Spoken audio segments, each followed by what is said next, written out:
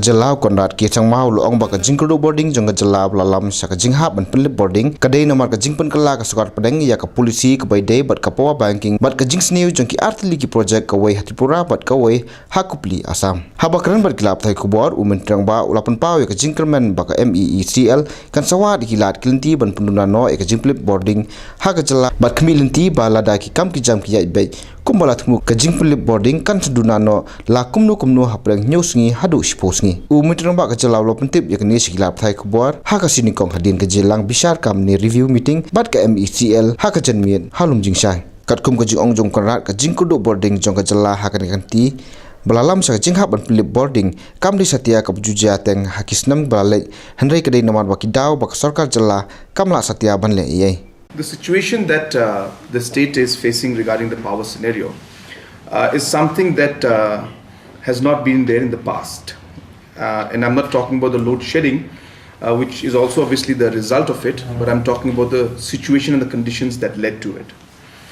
Number one, this year, the load shedding is not because of any particular issues with NIPCO.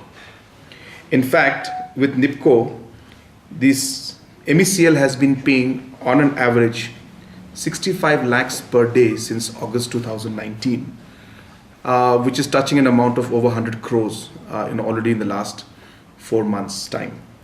And we are also working on ensuring that payments are being made on a regular basis. Even in the last financial year, an unprecedented amount of 170 crores was paid to NIPCO. So therefore, last year the issue was with NIPCO and other providers. This year it's not at that. It's not because of that reason. Number two, this year there has been a problem because two power projects, namely the Palankata project, which is in Tripura, there are some units that are not functioning, and this is a project that is run by different agencies. Those projects, because of the fact that some units are not working, about 30 megawatts of power supply has been cut off for Meghalaya. At the same time, another power project in Northeast called Kupli Power Project. In their power project also, some units are not working, which again has led to almost a shortage of 20 megawatts.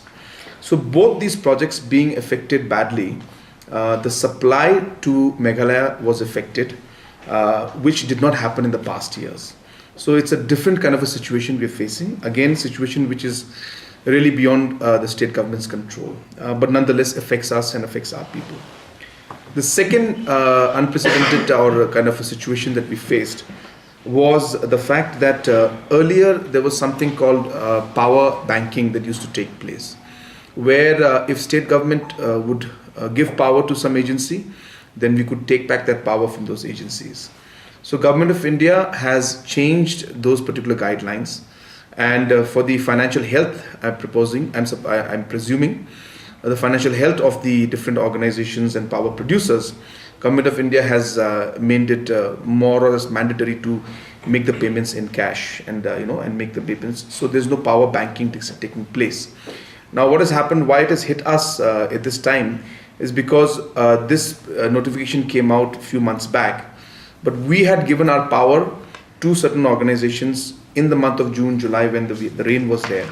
But then when the order came out, now those organizations are not able to give the power back to us in terms of the banking that we had with them earlier, which would have to a large extent allowed us to resolve the issues. So therefore, in order to facilitate this particular power banking situation that has arisen, we need to open up an LC with these organizations.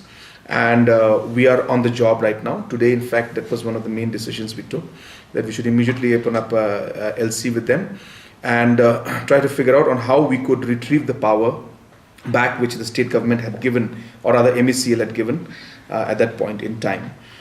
So these are the reasons why this kind of situation has happened. But overall, we are working on it. Today was a very important meeting we had. And we managed to get an idea of all these points that were there. But apart from that, of course, we are quite positive that we should be able to find a solution. But there are a few more people I have to speak to regarding this issue. And once I speak to them, I think the picture will be clearer. But I think as far as the situation goes, we are getting positive response, and if what points we're working on materialize within the next 24 hours, then we should be able to see a major relief from the load shedding in the next maximum 7 to 10 days time.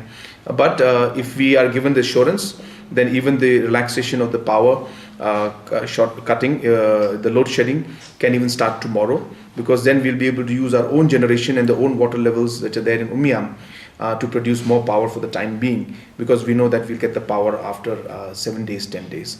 So all those managements are being done.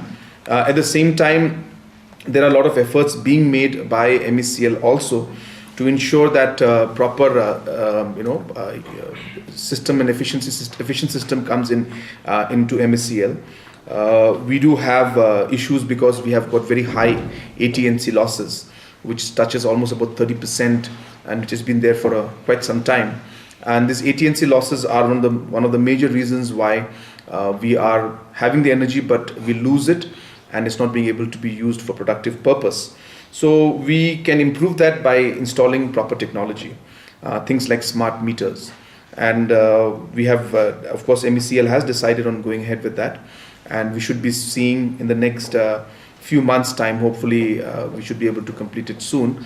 But process, of course, has started, and the tenders and all these things will be called, procedure will be followed, and about close to 1.8 lakh smart meters will be installed in mainly in Shillong area and the rural areas around here, suburban areas. And at the same time, there are a total of 4.57 lakh consumers in the state of Meghalaya, and Shillong alone has about 1.03 lakh consumers.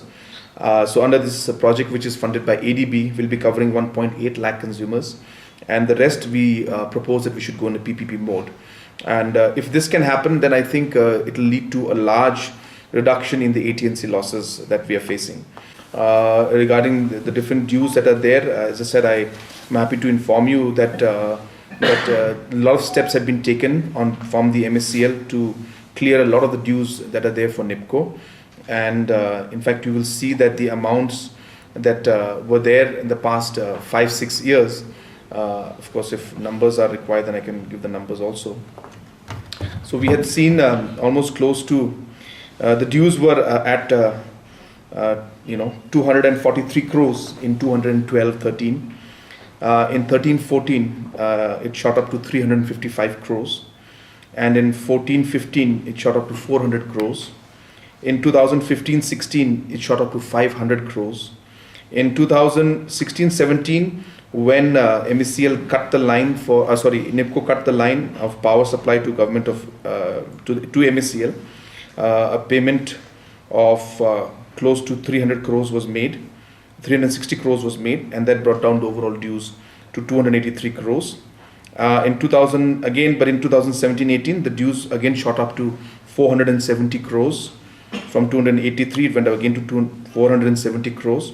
And then 2018-19, it jumped from 470 crores to 625 crores. And 625 crores.